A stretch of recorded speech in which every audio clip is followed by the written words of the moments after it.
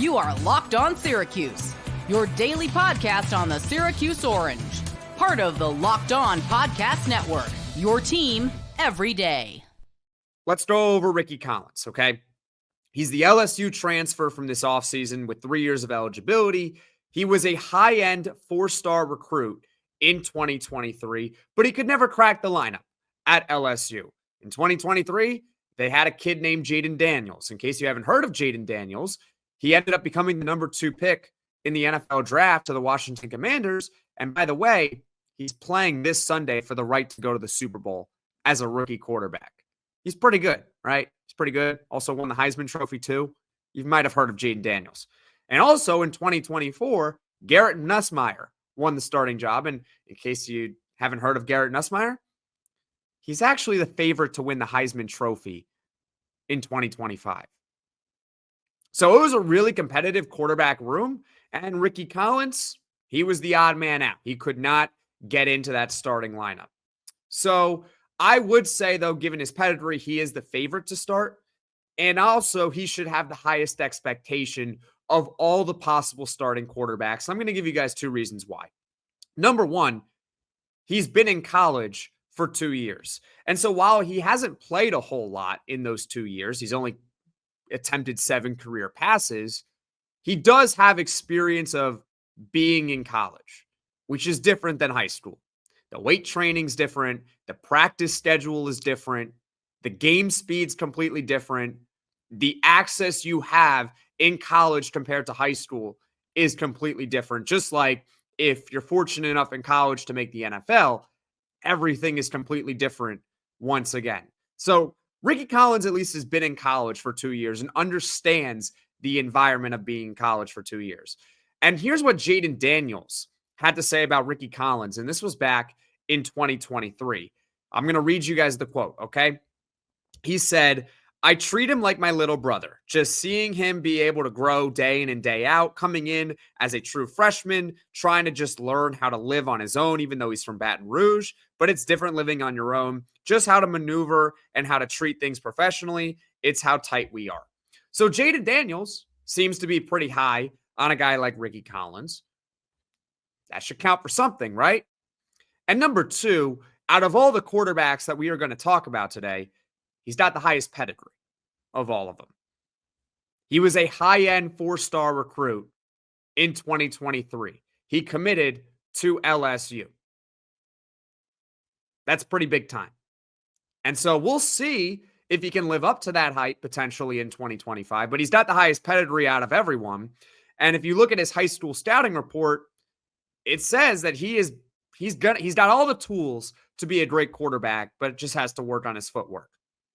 So we'll see how he progresses. But in my opinion, if Rickie Collins is the starter, that is the guy that we should have the highest expectations for in 2025. Now let's go over Jakari Williams. Jakari Williams, another intriguing quarterback prospect. He is a 2024 Syracuse 3-star recruit. So this is not a transfer. This is a Syracuse recruit from 2024. He did not earn the backup job from last season. That was actually Michael Johnson Jr.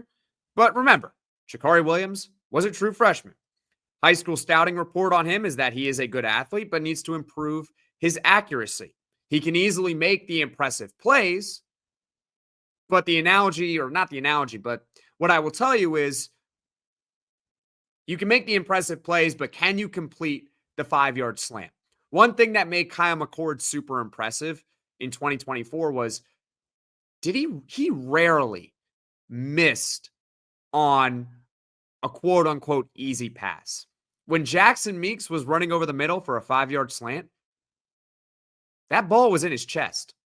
It was right on target pretty much every single time from Kyle McCord. And it's essential for quarterbacks to be able to hit that type of play. I'm not saying Jakari Williams can't, but based on that scouting report, look, it's great and all if you can run around and make all these plays, but can you complete the 5-yard slant?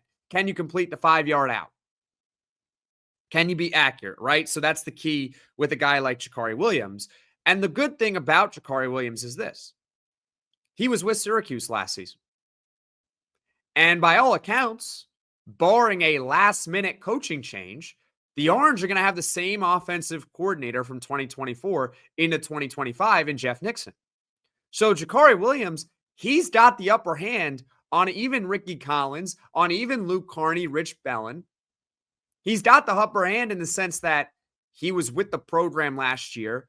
He was with the offense last year. He knows the system already. He doesn't have to learn it, unlike the other three that I just mentioned.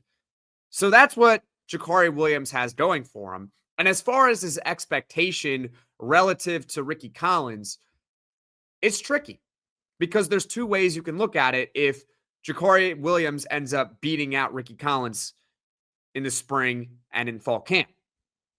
There's the optimistic way of looking at it, which is that they're both really good and Jakari Williams just edged him out. Or there's the other way of looking at it, and we won't know this until later on. Maybe Rickie Collins wasn't as good.